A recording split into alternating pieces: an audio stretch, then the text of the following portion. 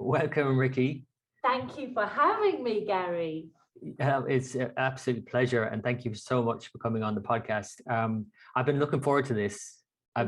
Since we met last year, I should probably tell the audience that we met last year for the first time at the conference in England, the Astrological Association conference, and we were both giving a talk on the same day about the tropical and sidereal zodiacs in our own way, right? Yeah. And obviously I was intrigued. Who's this Rikki Blythe? And I obviously looked you up online and I saw your website. I was like intrigued, even more intrigued. So, and then obviously I went to your talk and I was blown away. Obviously, because I was then honored to be asked to write the foreword for your book, which I feel like I just feel, for anyone looking here, the Nth Degree, I just feel very honored, and I feel like part of a movement almost, even though there's only two of us. But I feel like a part of a movement, and I have been on this road already, and everything seems to be clicking into place now for me. And that's partly because of you. So I have a huge thanks to say to you for, when you're out on your own on the leading edge, as it were, trying to figure these things out on your own, and you don't think anyone else is doing it. You might read about like people like Cyril Fagan who had done it in the past, but it's still not really quite the same until you meet somebody who's also doing it currently. I'd say the same meeting you, it's fueled me, and it's like really kind of made me feel like, yes, with two fists instead of just one. Yeah, with two fists instead of one. Yeah. Exactly. That's exactly it. It's exactly, yeah, that's how I felt. And it's like, my God, I'm not the only one. I'm not doing this on my own. Now, of course, we're doing two very different things, though, which is great as well, because you're coming from the Western tradition and I'm coming from the Indian, and yet we're still meeting in the middle and talking about two zodiacs. So that's what your book is all about. I mean, it's called the Nth Degree, which we'll talk about, explain what that means. Tropical, sidereal, tropical, they both work. It's the subtitle. And well, first of all, maybe you could tell us a little bit about what is the difference between sidereal and tropical. Okay. In your own words. And remember now, all the people listening here might, have a passing interest in astrology, but they might not be astrologers. So in simple layman terms. Okay, well, thank you for that addition. Then I won't go too deeply into it. Well, I will go deeply. So essentially, the difference between the sidereal and tropical is 24 degrees. And that 24 degrees has been created through precession of the equinoxes. And precession of the equinoxes is a cyclical movement that happens. The cycle takes 26,000 years, and it just goes on and on and on. So the difference of 24 degrees began at 0 degrees, okay? And 2,000 odd years ago, and it's now climbed up to 24, and it will get to 30 degrees. And that's where we are at now, but it's going to carry on moving. Okay, so the sidereal and the tropical zodiac are splitting, as it were, through precession of the equinoxes. And do you want me to explain that further, what that might look like? Maybe if you could give it, for those who don't have a visual, to be able to, if you could explain, just those listening, what is the precession of the equinoxes, really? Okay, so precession of the equinoxes is because the Earth spins like a slowing down gyroscope, right? So a gyroscope, as it's slow, when it's spinning fast, it just the axis at the top just points straight up. As it slows down, it starts to make this circle. But the Earth spins with this circle, the axis circle, it's almost in a stable way. So the Earth isn't slowing down, right? And it is because the axis of the Earth is changing directions over 26,000 years that it looks like, when we're on the Earth, that the zodiac, my goodness, this is really going to go into loops and loops, okay?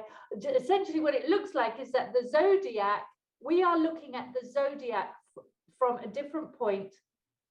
Let's say on the 21st of March, if we focus on the 21st of March, on the 21st of March, it looks like the zodiac has moved backwards 1 degree every 72 years. And so that 72 years is a lifetime, so we kind of don't notice it. But over 2,000 years, what we see is where we thought 21st of March had 0 degrees Aries, it actually has 6 degrees Pisces, which is 24 degrees back. Mm. Now, has that explained? I always find it's almost like, I don't know, it's almost like a tangle, isn't it? It's so, there's so much to explain. Mm. And I think the takeaway point is that the sidereal zodiac is based on where the sun is at 6 degrees Pisces on the 21st of March. Mm. I think that's got to be the takeaway. You know, everything else is like why it happens, how it happens. That's all like the astronomical mathematics of it all. Mm. And what's interesting when I listen to you talk about that is how they have moved and are moving, continue to move. And in our lifetime, they have moved from the most commonly accepted calculations in Indian astrology, at least, is moved from 23 to 24 degrees presently. Yeah. So it's actually moved a degree already in our lifetime. Yeah. So it's now at 6 degrees, as you say, of Pisces. And so this is where, well, we'll get straight to it. In your book, the Nth Degree comes in because, well, explain to us, what does the Nth Degree mean? Okay, so let's say you were born on the 21st of March, okay? And so you will have a sun in the tropical zodiac of 0 degrees Aries. But in the sidereal, you would have a sun of 6 degrees Pisces, okay? And so we're only dealing with the sun nature, but it matters for the moon nature, the Mercury nature, it matters for the whole lot of it. But to simplify it, I'm going to stick with the sun. So then we've got this Aries personality, right? And the Pisces personality is the same person. And we can recognize both characteristics in ourselves, which is the point that they both work. Sidereal and tropical both work. We can recognize both characteristics in ourselves. So the Nth Degree is the principle of why we can recognize both characteristics in ourselves. And so that is because Pisces and Aries characteristics are kind of like a protected characteristic. They're important. There are some characteristics that are important. So in Aries, we've got this dynamic assertiveness, and in Pisces, we've got this passive going with the flowness, right? And both those characteristics are important. And I would say important for the betterment of the individual and betterment for the humanity as well. And the Nth Degree says the assertiveness of Aries naturally flows into passivity, and this is in the same person, and that works by simply imagining a simple situation that an Aries person is going, right, I'm going to do this, I'm going to do this, I'm going to ring this man, I'm going to get this done, I'm going to do this. And then they've done everything they wanted, I don't know, to sell 1 million books or something. And then they go, I have done everything I can. What more can I do? I have to sit back, I have to relax, I have to go with the flow. And that is an example of how the tropical flows backwards, as it were, but flows into the sidereal. So the sidereal behaviors are an extension and yet rooted in and part of the tropical. This is the point in your talk when you explain this so clearly, and you used other examples as well, and we can go through that as well if people listening want to hear other signs as well. But I mean, essentially that's what your book is laying out, and not just with the ascendant, but all the planets, right? So yes. That's great that people can read about all the planets in this Nth Degree. But when I heard that from you sitting there, I was like, it all kind of finally gel together, because it's interesting how we're all always just looking like forward. Because that's how, like, so it's like, you know, obviously it's a procession. So it never ever occurred to me that actually, wait a minute, like that actually Aries could become Pisces in that way, because it's always like Aries leads to Taurus, Taurus leads to Gemini. You know, this is how we go forward always in the zodiac and in our minds, right? There's a whole story that's told over and over again by astrologers about the journey through the zodiac, but never backwards. Yeah. Right. That's, you know, that's the first time I've ever heard it in like 25 years of astrology. Yeah. So it's interesting, right? When you just have that kind of shift in your awareness and everything opens up in a different way. So I was blown away, obviously. And I think people listening to this will, if they, maybe more so people who just listen to Aries moving into Pisces, would get that straight away. But we all have Aries and we all have Pisces, and we'd understand that sort of the archetypes, right? And we'd understand that journey of go, go, go, Aries, Aries, Aries, and then let go, Pisces. Yeah. Maybe could you do another, what sign could we pick out? Well, I know that you have a Sagittarius ascendant in the tropical, Yes. and a Scorpio ascendant in the sidereal. So let me ask you then, okay? So can you recognize in you your easygoing, right, want to being part of a bigger picture and quite spontaneous Sagittarian nature? And can you also recognize your own, what is it called, that silent eagle eye bullshit detector? That's putting it very politely, I think. Oh, have I put it too politely? No, well, no, I'm just, yeah, no, that's good. That's good. That's good. That I could use other words that weren't so polite. So that sharp-eyed recognition of what is actually going on, and the confidence, the silent confidence, right? Because it is a silent confidence in Scorpio of like watching and waiting and sussing out. And also with Scorpio, you have that kind of anger when somebody steps out of truth, or someone steps out of alignment, or somebody steps out from doing something that is Sagittarian and goodwill. So you see how the Sagittarian nature flows into the Scorpio nature. You know, the Scorpio nature comes out of having the root Sagittarius nature. Absolutely. It's like the images that you're using there are really apt for me, because in terms of like the eagle soaring, you know, and the freedom of Sagittarius, but then like the eagle eye is swooping, diving down for its prey, right? In like the Sagittarius story, because both are going on in me.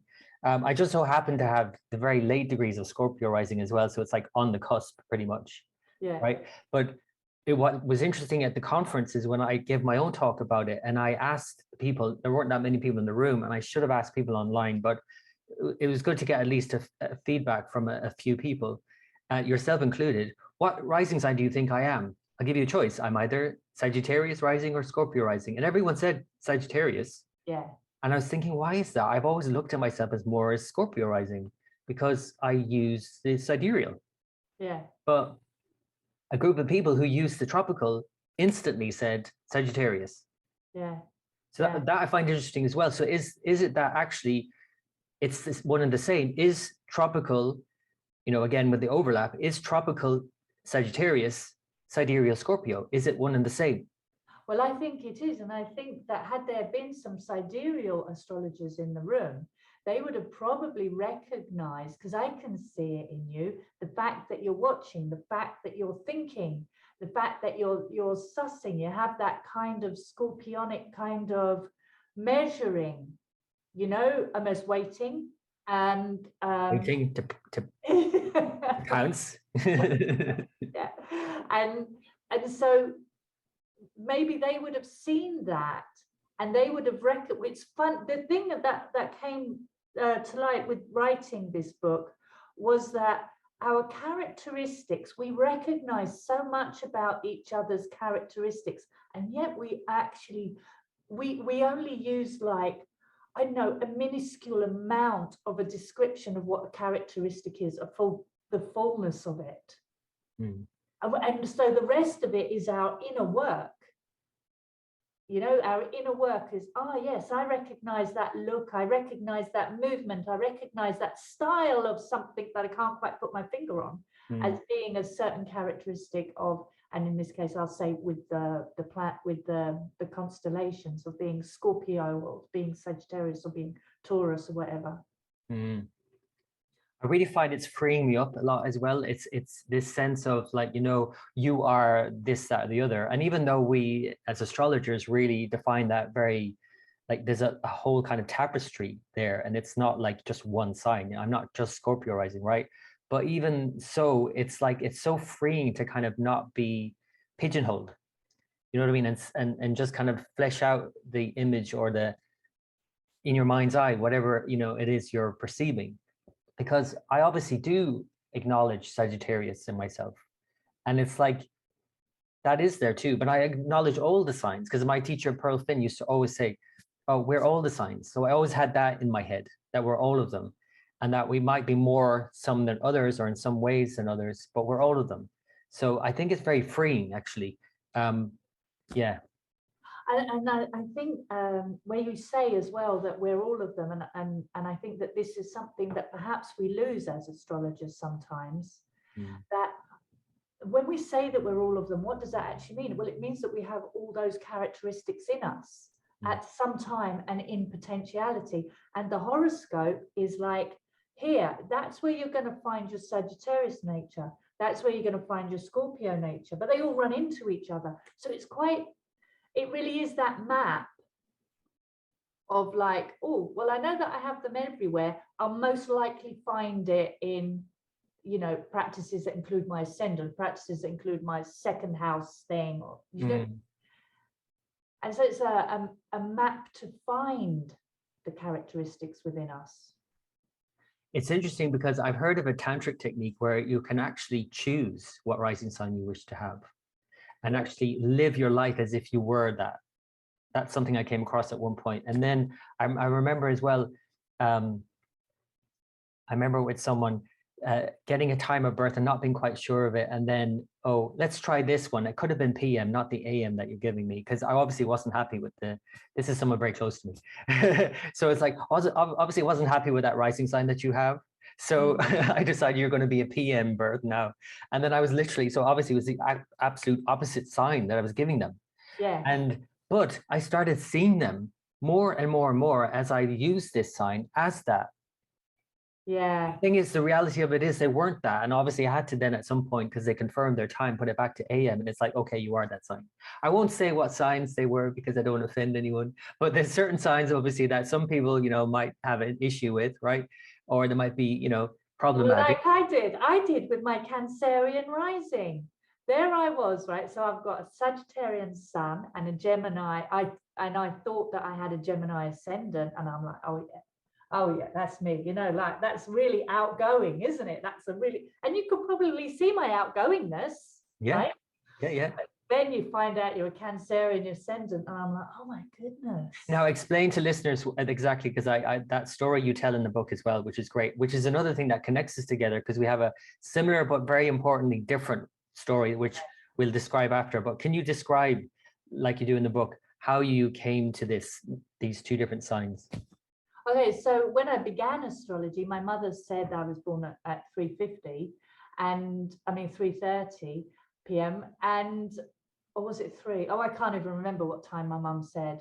But anyway, that gave me a Gemini ascendant, and I really liked it, you know. And I think even my teacher was quite impressed. I had a Gemini ascendant and a Sagittarius sun.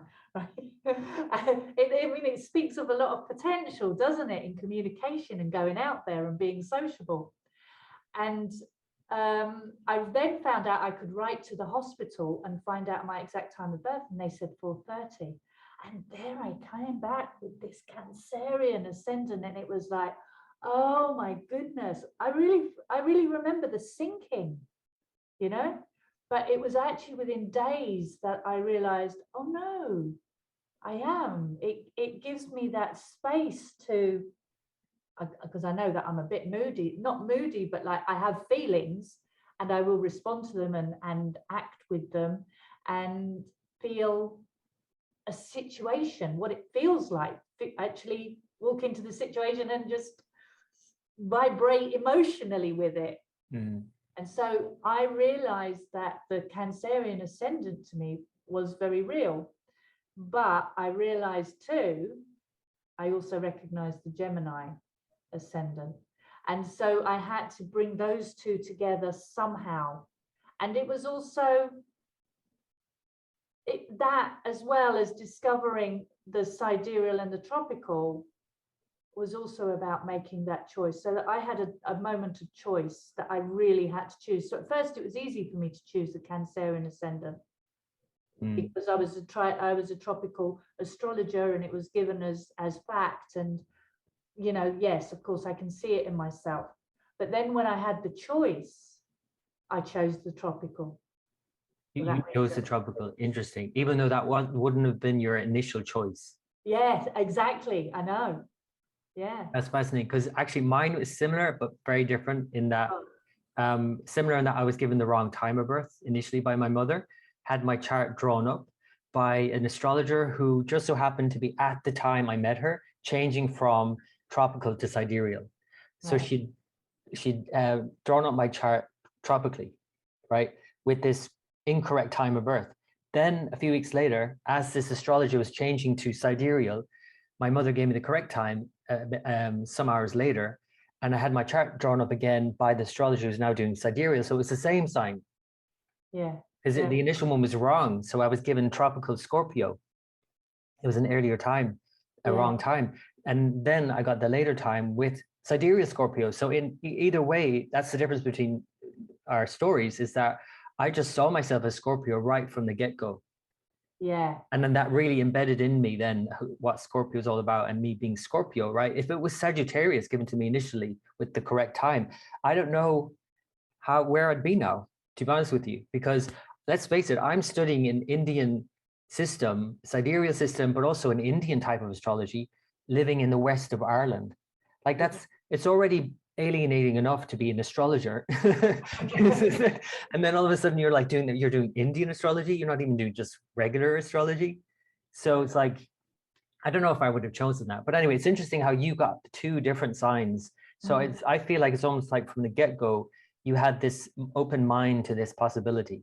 So tell us though, at what point though, that you started to explore both zodiac, quote unquote, both zodiacs?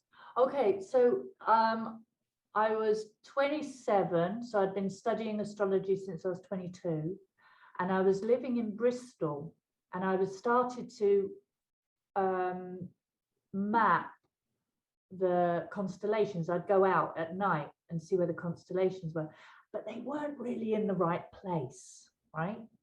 And so I thought that, okay, maybe it's because of the angle of the earth, maybe it's because of the Latin. I did it over and over again, and then I kind of got used to the fact that they weren't in the right place, but that's where they were. And then I heard about sidereal astrology, and so I found out more about it. I read Cyril Fagan's book, our hero, and like that was it. I just knew. First of all, when I say I just knew, really, I'd say it took a good 5 years actually, studying the differences and getting my head around it all, and the procession and what it means and how it continues. And so I think there was good 5 years percolating before I started to then actually have an idea of how they could work together. But the idea of how they could work together came out of, I don't even know, to be honest. No, it just came, it was almost just trying to make sense of it all the time, to be honest. And then an idea started to form. I think it was 2096, maybe 96, something like that, maybe a bit earlier. Of course, you'd been thinking about this for years, right? So it's like you were primed for that, experience and that vision, right? So it's like, in my mind, I just find it interesting how we as astrologers, we might be working with whatever we're working with, but we're continually learning and opening to new ways.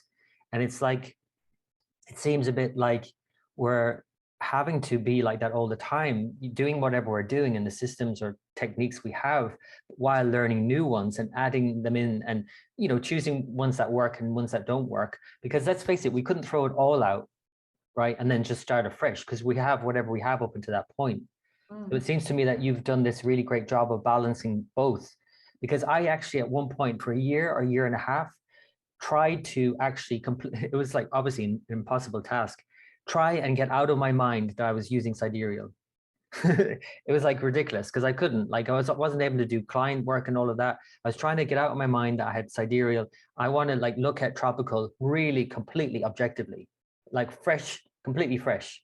Yeah. But I couldn't because I was so indoctrinated, or whatever you want to call it, or so practiced in the sidereal system and the Indian approach, that I just couldn't, and I had to give it up. So when I came across your work, of course, then it's like, well, I don't have to completely give it up. I can incorporate it, and that's why I find that's really useful for this work. The thing though, the next question, the most obvious question people are going to be asking, I'm sure, listening to this in their mind, is how though, practically, can we apply this? Because yeah, it's great to be saying, we've got all of the signs and we've got this sign and that sign becomes the nth degree and all of that. But how can we apply that? Or do we have to?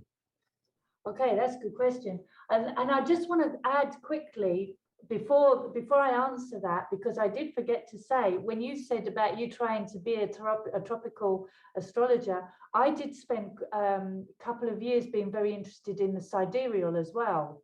And so I think that might have also added to the mix of bringing them together. Okay. Right. And I think one of the things was I accepted all along they both worked. I didn't know how. I couldn't work out how. I couldn't pinpoint why, how. That was just left as a black hole, really.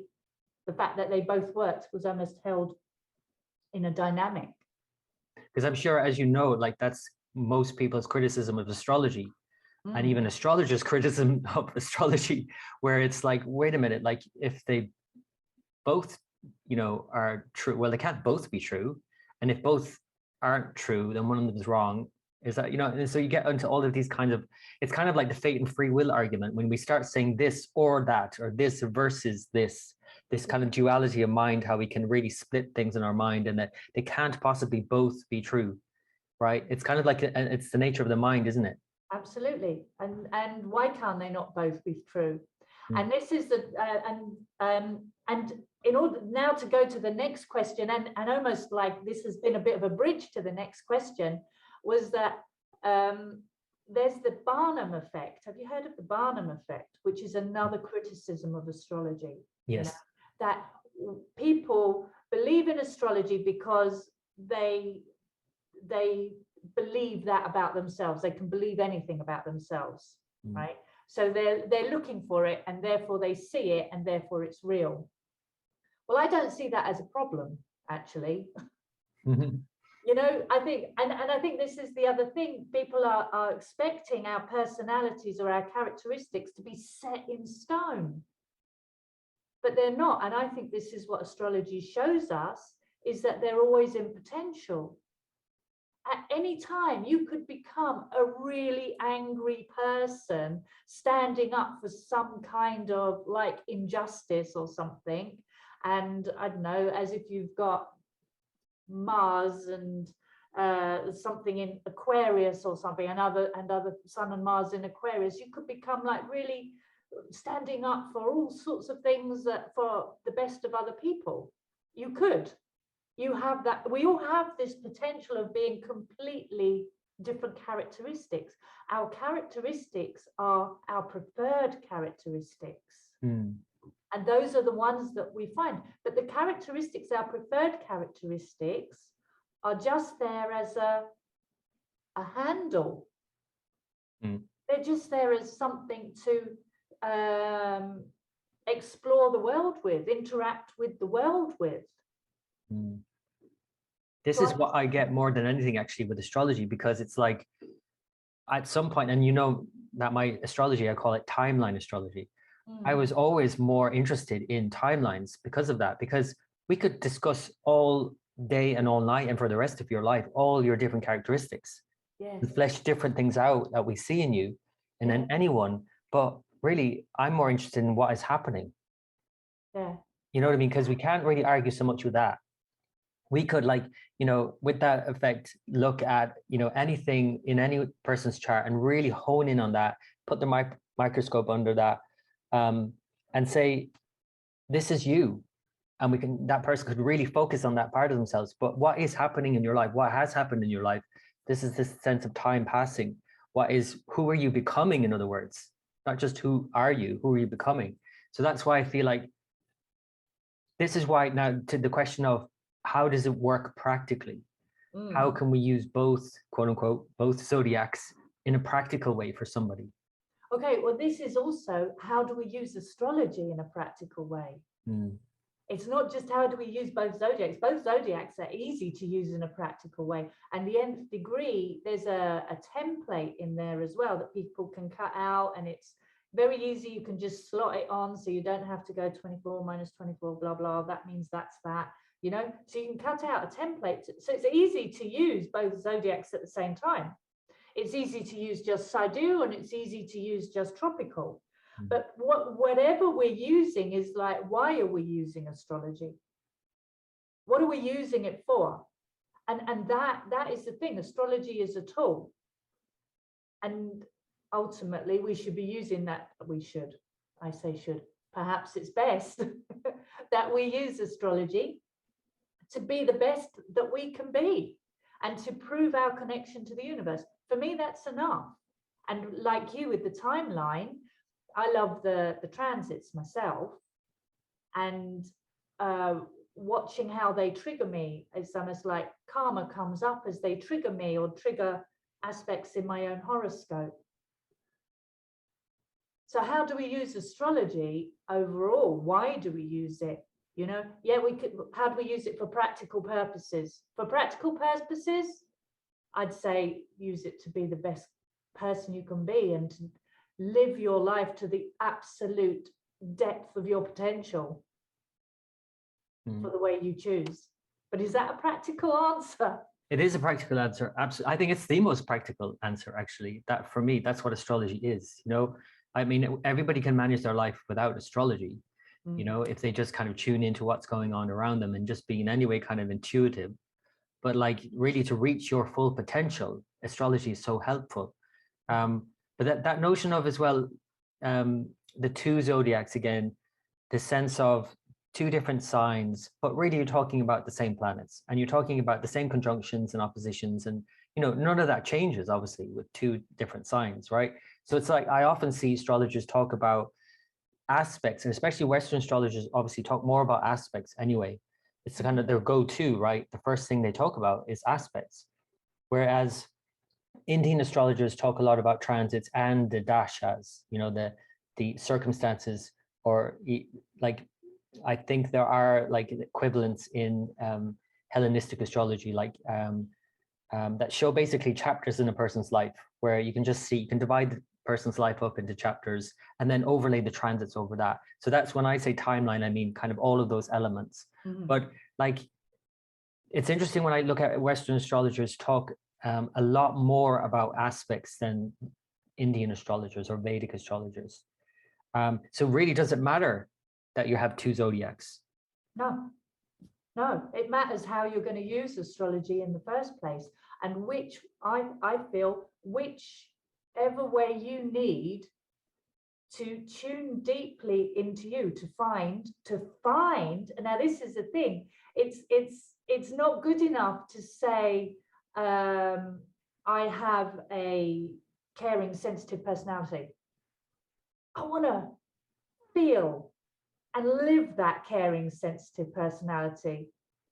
I want that caring, sensitive personality bit of me to touch the world. And how does it touch the world? Or it's not good enough to say I've got the potential to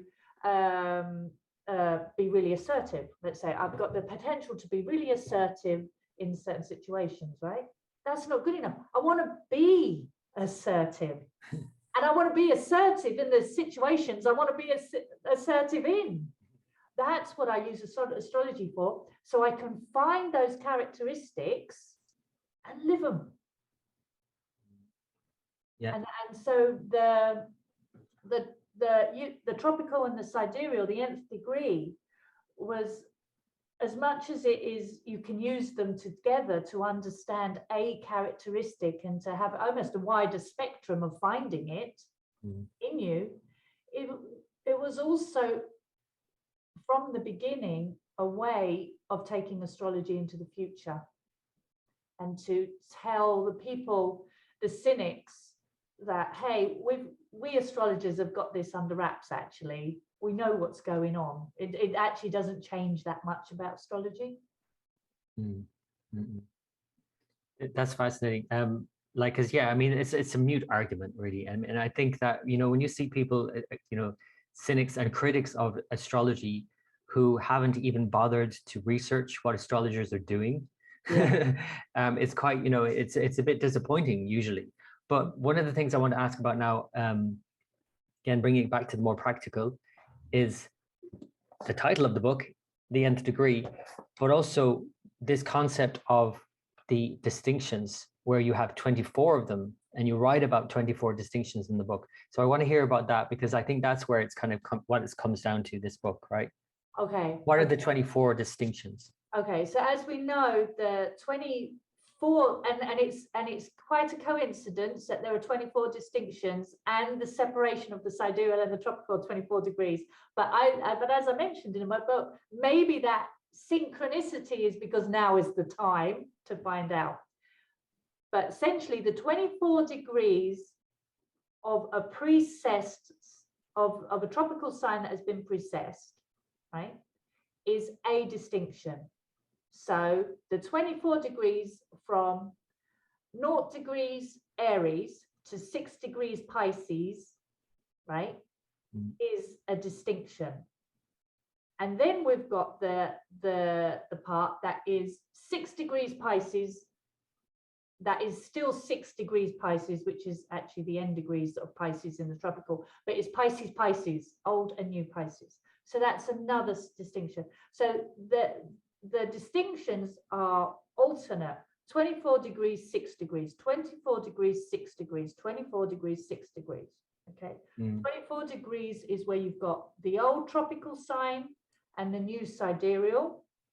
And the 6 degrees is when you've got the old tropical and the new sidereal, when they're still the same. Okay. So those are the 24 distinctions. I find this fascinating as well, the language you're using, which is again really helpful, because you're talking about old and new. But what's interesting is when you use old for tropical, because then that's what it is really, and new for sidereal. Whereas people who study sidereal, it's almost like you're doing this kind of hokey cokey sort of thing in the past, you know what I mean? But like, it's actually new in that sense, in terms of what's happening with the precession. Yes, yeah. They because the sidereal, they like. Actually, I've just had a thought. I'm not going to go there, because otherwise I'm going to. Have you? Have you skirted around a tangent? Have you? I'm not going to go there. So the sidereal is very traditional. Yes. Right. Yeah. It seems like old and traditional, and it's like thousands of years old, because it's like this system that's, you know. But then the tropical is like new and up to date and shiny and brand new. In our minds, that's kind of, well, in my mind, that's what it would be like. But in actual fact, astrologically, astronomically, it's the other way around. As you say, it's the old is the tropical, the new is the sidereal. Yeah. It's fascinating. But let me think. I want to ask you about some more things before we finish up, because in terms of the sidereal and the tropical, and we talked about the practicalities of that and the 24 distinctions, and again, the quote unquote 2 zodiacs. Can you explain? I think listeners will be like, you know, pricking their ear up, thinking, when is she going to talk about like this sign? I want to understand. Like in the concept, it just sounds great. And even when I went to your talk, I left the talk kind of thinking, yeah, that's, oh my God, I just really get it. And then I went back to my room in the hotel, and I was like trying to think and sit down with myself and think about, wait a minute, how does Scorpio again, or how does Sagittarius become Scorpio again? It's like I couldn't get my head around it then.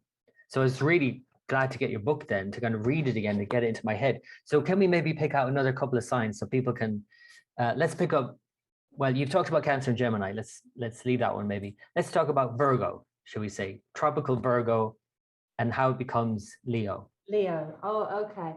And I see this. I think that this is one of the sets of signs that is very obvious. And Leo and Cancer, actually, because Leo is such a strong sign. The characteristics of Leo are quite strong. And so the characteristics of Leo are, as you tell me as a siderealist, tell me the qualities of Leo. Well, the same as you would. This is the other thing about this, because there are no differences in the sign, which is interesting when we call them old and new and tropical and sidereal and all of this. But there are no differences in our attributes that we give the sign. So Leo is, as we imagine, Leo ruled by the sun, you know, grand, royal, the center of attention or the center of something, the central hub of a family or community or you know, some role of leadership or being the center of attention in some way, and that kind of shining bright quality and regalness of Leo. I mean, I've never met a Leo, which we have to get into this question as well before we wrap it up, because I'm looking at Leos as sidereal Leos. You're looking at Leos as tropical Leos often. Even if you're not solely doing that, but we're still seeing the qualities of Leo, of being proud and regal and all of that, right? So that's what I think about. That's, maybe let's park that for a minute, that question of how can we both be looking at, with two different zodiacs, the same person? Well, you see, I'm saying the thing is, right, so say go back to the Virgo and the Leo, right, and we can see how the Leo quality of the Virgo quality are attached. You see the quality that we're looking at, the Leo quality that we're looking at, and you're saying regal, shining, center of attention. I'd add creative as well, that kind of confident and spontaneous nature that is able to just be itself in the moment. Okay, or might choose that in creativity or something. So it's very much, a Leo tends to like that being presentness, you know. And so that those Leo 9 qualities, right, are actually attached, right, to the Virgo qualities. So, but if you take the Virgo qualities of meticulousness and perfectionism, order, and optimization as well, right? So you've got optimization in work or tasks or body and health, everything, you know. So let's take those kind of qualities and we kind of roll it into one word, right? So we would roll it into the word of Virgo, but like we're taking it all apart now. So we're unpacking Virgo and we're going to use, say, like, let's say optimization and perfectionism, okay? You've got somebody who's literally, if you're being optimizing and perfecting, right, you're literally going, that needs to go there, that needs to go there, that needs to be done then, that needs to be done then. You're actually ordering the world, aren't you? Right? And the same characteristic of that is almost like, well, why are you ordering the world? Right? And it's like everything is now sorted. And so almost the joy of Leo comes up, right? Everything is sorted.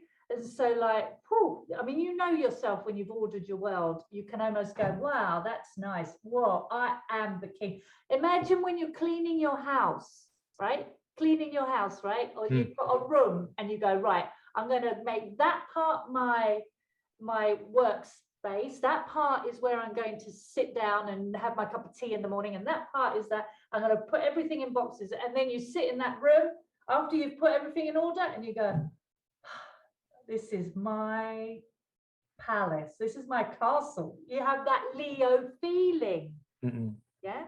And it's the feeling, it's separating the feeling from the actions, it's or the sense, the state of mind, separating the state of mind. And it's an extension. That's what I'm saying. It's an extension. You see the Virgo putting everything in boxes, finding the right place, doing the order, optimizing the space, is not just to do that for no reason. You know, and you know why I brought up this? Will you just read my chart, Rikki? That's all I want you to do. This is all about me, obviously, because I have moon in Virgo, Yes, tropical Virgo, and sidereal Leo. yes. So I have moon in the old Virgo and new Leo. And everything you said makes complete sense, not just to me, because everybody has these qualities, right? Everyone knows that when you are very orderly and you put something together and you work on it and you're really precise and you get it done, what do you want to do with it? You want to show it off.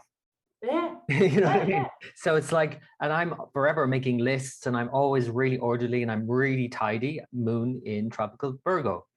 But I am a bit of a show off too, moon in Leo, and I like to perform. There's a performance part of me that is there too. And if I hone in on that, I can really accentuate that. You know what I mean? And I wouldn't be able to do like all the things I do if I didn't have that moon in Leo. I'd just doing the research, you know? Not only that, if your moon in Leo, if you think how much you like to be the attention with the moon in Leo, I bet when you look, before you're actually being the attention, you've probably organized in your head, in your mind, you might have even arranged the space in a certain way so that like whatever space you're going to be in to be the center of attention is just so. You've probably imagined how you're going to do it. You've probably sorted things out and prepared some words, prepared some ideas, whatever. You've probably done the Virgo work already. Yeah, and then some. Yes, To the exactly. to the nth degree. Yeah, that's To the Virgo nth as degree. well, to make sure that it really is done properly. And because it's done so properly, Leo is so confident. Wow, that's a good example. That is such a good example. And I think I'm hoping that listeners will get this as well in terms of understanding the zodiac in this way, in how it precesses in this way. And instead of always looking forward through the signs and the story we tell through the signs, can you give one more? I'll let you choose it. So I'm not going to choose any of my charts now. So you can choose whatever sign and bring it to the nth degree for the audience. Okay. So we've done Sagittarius, Scorpio. How about Pisces, Aquarius? Yes. Oh, and that's a relevant one, of course, because in the grand scheme of things in the ages. Yes, and we must talk about the spirit of the age at the end as well. Yes. Anyway, so Pisces, we know Pisces. Oh, they're so flowing, aren't they? They're so passive. They're so full of love and compassion for all beings. They really are lovely. These lovely people that you can tell they just kind of effuse a kind of beingness. I'll be me, you be me, that's okay. And so this passivity, right, of Pisces, how does that become Aquarius? Well, it is just literally the waking up, because you're not always going to be in a dream. It's a simple, almost awareness of other people. Through being aware of other people, well, shouldn't these other people have good things too? Shouldn't these other people? That's not right. Here I am feeling blissed out Pisces, right? Nice in my world, you know, the world is good for me. I'm able to feel good about the world. What about those people over there? They're not feeling good. Compassion. And then what do I do? So compassion. And you've got to do something for it. So you stand up for the other people. You want to make the world a better place. You want the brotherhood of man to come alive. You want the people to get into groups to be stronger.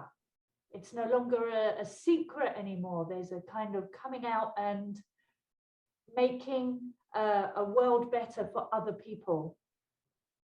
Wow, yeah, that's so spot on. I'm also thinking about with Pisces how it's obviously the sign of faith and religion, and how blind faith also, perhaps, that kind of, like you say, that kind of just tuning out or tuning in to tune into something, but in another way tuning out of maybe what's happening in the world around you, and like complete like a dystopian reality around you where you're like praying to God, right? So there's that side of it, but at the same time that can only go so far, obviously, and then nth degree of that is actually questioning God, even maybe. Yes. Aquarius. Oh, that's a really good way of saying it as well. Yes. Yeah. How can God do this? Yeah. You know that when you hear that often, right? Yeah. And you hit, and Aquarius is somebody that is like undoing all that kind of religious belief, you know. Oh, so in terms of this age we're heading into now, I mean, I've read a lot about it, and it doesn't seem to be the kind of hippie, let's all dance around, and the hair movie kind of scenario. It doesn't seem to be that at all. I mean, there's a lot of upheaval that's associated with Aquarius, in many ways. So how do you see that transition in the next over 400 years or so? But however long you see it, it is a transition. It is. Right. How do you see that work out? For a start, I'd say we're still in the age of Pisces, but I'd say we're in the tail end of Pisces. So I've called it, that's why I've called my business Fishtail, because I'm saying that we're at the tail end of the fishes. And I'm seeing it as compassion, actually. I'm really glad there's still another 400 odd years of Pisces, because if we look back through the world, through time, people thought it was okay to hang people, to cut their heads off, to chop their hands off, to quarter them, to torture them, to impale them. These is just, it's unbelievably disgusting to our minds now. But in honesty, it wasn't unbelievably disgusting to the minds 1,000 years ago. It was horrible, obviously, but it was almost more accepted. Now it's totally unaccepted. And so I'm seeing more and more compassion awakening for everybody, with a lot of Aquarian idealism as well. But I'm also seeing a big rise in enlightenment, and a lot of people kind of like going, yes, you know, we recognize the nature of existence, and Buddhism has like really become quite I think stronger, yeah, as well, in the sense of at least just love everybody, at least just have compassion for all people. So I'm seeing it as a really good thing. I believe humanity will be quite compassionate, probably fully compassionate for others. And so does it become like the nth degree of Pisces moving into Aquarius?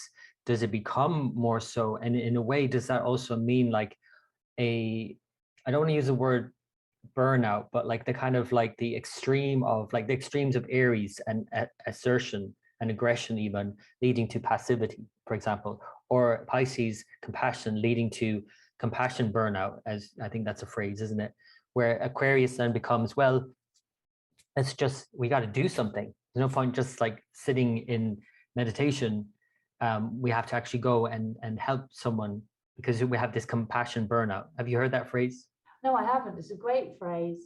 But I expect that we're kind of doing that. I mean, you know, time moves really slowly, actually. You know, and it is kind of happening. There is a whole load of compassion going on, just as like there's loads of people standing up for the women in the Middle East that have to cover up themselves, and then of course there's the ones that want to cover themselves, and there's loads of people standing up for other people that aren't or cannot find enough food, or you know, there's loads of people doing a lot of good for everybody else. That's very Aquarian, but it's also stemming from the compassion from them. Right. Yeah. That's the key point, I think. And I think this is maybe a good way to finish it as well, in terms of the understanding that it's not just the forward journey again through Aquarius to Pisces to Aries and so on. It's looking at it how it goes backwards with that nth degree. But I do want to just address that one last thing, because I know people are going to be listening to this, thinking about this in terms of people who are very aware of the sidereal and use only sidereal, or who use only tropical. And when you say there's like a 24-degree difference, and therefore there's 6 degrees overlap, the last 6 degrees of any sign is when the planet moves into the beginning of the sidereal sign. So they're one and the same. Yes. So that's what I was trying to say. So basically, when you have a planet at the last 6 degrees of Aquarius, it's moved into Aquarius. So it's in Aquarius in both for the last 6 degrees, in other words. So that's what I was saying, because it's like when we're looking at the zodiac in this kind of reverse order, it kind of confuses in a way, because we're so often looking at it in forward motion.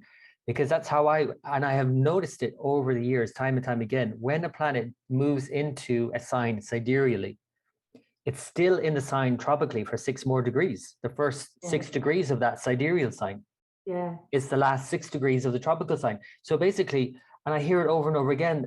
Western tropical astrologers refer to the end of the transit in a sign as creating events. Okay, yeah. I've listened to this over and over again for years and years. And I'm thinking, well, of course, it's creating more events here because it's in both tropical and sidereal at the same time now. Yeah, yeah, So yeah. I'm wondering, and that question that I was referring to earlier, I think is important to address, that when you talk about someone who's Leo, and both sidereal and tropical are going to describe Leo the same, is it just that overlap we're talking about then? No, no, I think when you see somebody, let's say somebody's got their sun, moon, Mercury, Venus, and Mars, right? And Jupiter, why not? in Leo, right, of that is between 24 degrees and 30 degrees tropical. Okay, and Right. it would be 1 to 6 degrees sidereal, yeah? Right. And so say that somebody has got all these leonine qualities, we go, wow, that person is just pure Leo, you know, so magnanimous, really shining. Those qualities are there at the beginning or the end of a trait. Say, for instance, with the Virgo, old Virgo, new Leo, you'll see the Leo qualities after they've done the tidying and the ordering, or you see the Leo qualities before they are at home with their family and settling in with their family and their friends. So what I'm saying, that Leo quality is attached to its own, so it's either doubly Leo quality or it's attached. So we're talking about a quality as if it's something that can be touched, but it cannot. Yeah. No, but you've made such an important point. Like that is really, really where the crux of it, in a way, what you're talking about here, and in how you're going to be able to help, tropical and sidereal astrologers come together, understanding those distinctions as you write about in the book. That's it. That's the crux of it, right? Yes. Yeah. A sense of like Leo, the nth degree of Virgo becoming that latter part of Leo, or the beginning part of Leo, and how you tie that back into Cancer and the family. So how they're all, it's like there are no lines in the sky. That's right. So we kind of have to tie it all together, and it's like this tendency, again, I think it is the mind's duality and the mind's tendency to want to slice everything up in our mind to make sense of it in bite-sized pieces. And we're only finding these qualities in ourselves as astrologers to work with them. Or maybe we want to find them to explore them for other reasons, but we're using them for our own process. They don't even need to be written stone. We're just trying to find them. And so I think the nth degree is a way of being able to find the qualities and talking about the qualities, as well as recognizing our connection to the universe as having a grand plan that is shown through the precession of the equinoxes over all of time.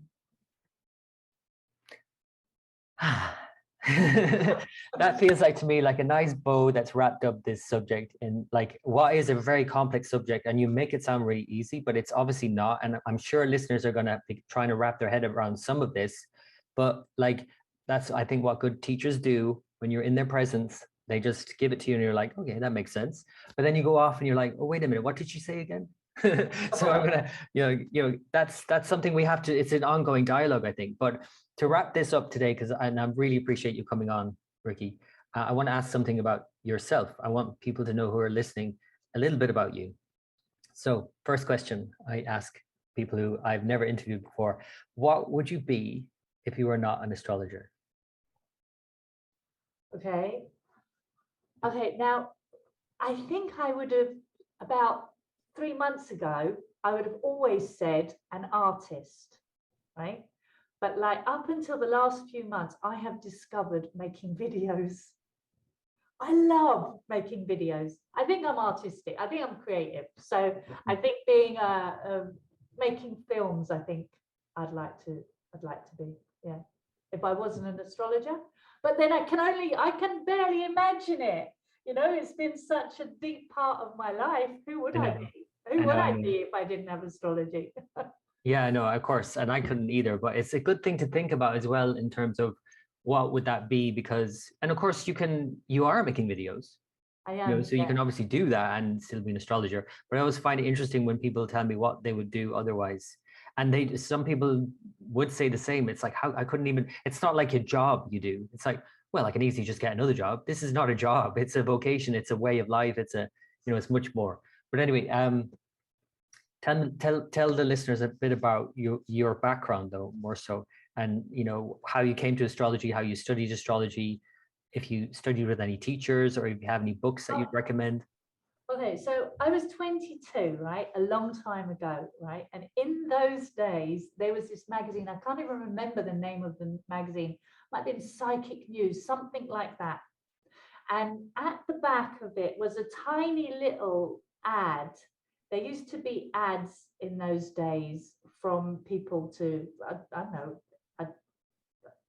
I don't know actually what other ones there were, but this ad stood out, and it was who would like to learn mystical Kabbalah? I'll teach them, basically. And so in those days, we didn't even have a mobile phone or anything. So I wrote to this PO box, right? And he wrote back to me. And then I went to meet this guy, right? And so anyway, I was a really bad sorcerer's apprentice. I was really bad, but he taught me astrology. So he was a pagan mystic, and his name was Jim. He was a pagan mystic, and he taught me astrology. And the day he taught me astrology, wow, it was like my mind just like if it had been sliced open and the universe was open to me, everything just almost like I'd been some kind of jack in the box before then. And then suddenly everything just went pow. I actually remember going back to my friends that day, and so I was 24 and I was sleeping on the floor because I stayed the night. You know how it was, and I couldn't sleep. All the planets were talking to me, and from that moment I have loved astrology. Loved it. Loved it. It's good to see your passion still. I don't know how many. Let's not give away your age, but I'm sure it's not that long ago since you were 22. It's just great to see, and I see it in people who have the passion for anything. It doesn't have to be astrology, but it's great to see it, and it's one of those subjects that it's a never-ending, fascinating, like journey down this rabbit hole. But tell us more about the book and where people can get it. The Nth Degree. Okay, so you can get the Nth Degree off Amazon. Now, I know you're in Ireland, so you might have to go to amazon.com. Yeah, I can't believe that's an issue now, but apparently it is. So it is available off .com though. Yeah, but it's also available on .co.uk as well. For people new. It's on all Amazons that you can get it. Mm-hmm. And any other works or anything else in the pipeline? Because I know that when you finish a book, how much of an anticlimax it can feel when it's done and it's out there. And it is a beginning in another way. And I think it's really important to have it out there. But do you have any plans about how to bring this forward or new works? Oh yeah. Okay. So I'm also working on at the moment all these videos, and that was advertising Cosmic Journal, which takes us back to the transits. Which I love, which is I want everybody to start, I mean globally. I want everybody on the planet to start considering that the planets are affecting them on certain days in certain ways, right? So my videos are all about that. So I'm doing a lot of videos, but the new book that I'm working on at the moment is Astrology for Cynics. Because I want people to start taking notice of astrology. Mm-hmm. So that is quite a challenge, because obviously I don't want it to be too academic. Mm-hmm. But I want it to be open. But it's astrology, if you use Cosmic Journal, or if you're an astrologer, we as astrologers know that planets affect us. We're so lucky to know this. But if you don't know this, and you find out when you're using Cosmic Journal, or you're hearing that the planets are affecting people, shouldn't you, shouldn't everybody be going, well, I think I ought to find out more about astrology. So and the great thing about that is you don't have to worry about what zodiac you're using. If you're talking about transits and it's hitting off a planet, like it's again, the same aspects are the same. Yeah, absolutely. Your transits will be the same. Yeah. So Rikki, it's been great talking to you. One last question. Always good to ask this question just to throw a curveball. What would you like our listeners to know about you that they wouldn't know about you? And it doesn't have to be anything to do with astrology. I totally believe that everybody can become enlightened and that we can have global peace on earth in my lifetime.